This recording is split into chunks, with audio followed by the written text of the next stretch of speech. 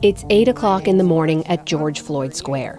Marsha Howard has already been here for hours. Let's just be gentle with each other so we can be dangerous together. She's a fixture here, watching over this now sacred ground. A year ago, Howard was teaching English at Roosevelt High School just down the road. Her Instagram was filled with pies and flowers and carefully curated scenes. Friends jokingly called her Marsha Stewart. That all changed when George Floyd was murdered. I am a retired Marine. I joined during a war, and the idea that we would have the military come up my street and the MPD and the National Guard form a phalanx right here, precisely right here, broke something inside of me that had once been whole. It broke something, you say? It broke something. I couldn't sleep, I couldn't eat, I couldn't do anything. I couldn't. And so if I was awake, I was out here. And because I was always awake, I was always out here. We're attempting to affect change to address historical injustices. The dramatic transformation of Marsha Howard is exactly what I stand for and what motivates my videos, especially videos like this one. The world needs more people who make radical changes like herself. I recently watched the Obama documentary on HBO Max, and that is where I decided to make this video. The part where they depict the killing of Trayvon Martin and Obama's reaction to it really got into my soul. He was so young, and the man who killed him was found not guilty.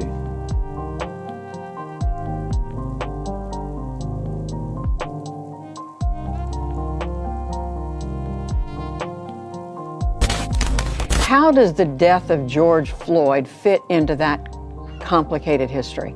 You know, in so many ways we've been here before. One conviction doesn't change the demand for justice. And remember that the police kill on average 1,100 people a year, and the highest number of convictions for this set of officers ever in a given year is 11.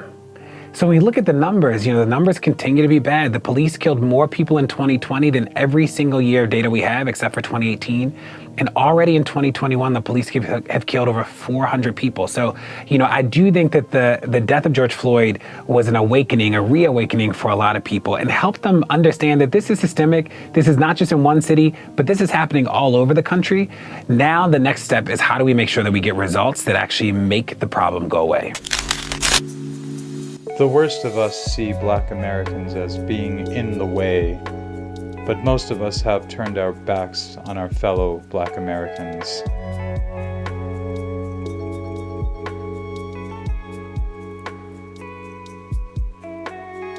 I just wanted to go on record and share my thoughts and pay this tribute to those Black Americans that have died, but more importantly, to cast my hope that things will get better in the future.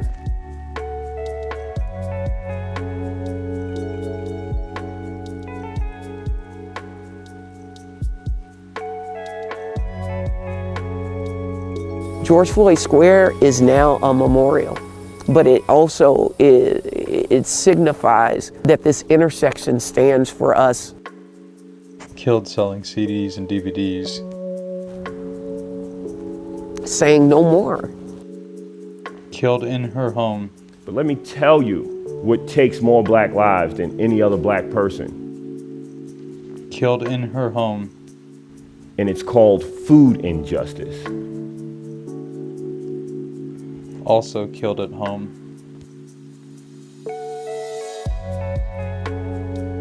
Also killed in her home. We're done with status quo when status quo is the summary execution of Black people. Killed during a traffic stop while driving with his girlfriend. Killed walking back from a convenience store. Many of you say, if I were alive during the Holocaust, I would have done this. I would have done such and such. If I were alive during slavery, I would have done such and such. We're living in similar times. And I tell you that you're doing the same thing now that you would have done back then. Killed coming out of a garage holding a cell phone. Also killed in her home. And you have the ability to change it. God bless you.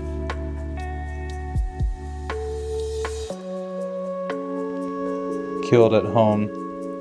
And my dad got sick. My dad actually died on his 7th heart attack. And a lot of that was because of what he consumed. We didn't necessarily know how to eat, but we couldn't afford to eat good food. We lived in the South Bronx, which was a food desert. Standing in his grandmother's backyard. Killed while playing with a toy gun in the park.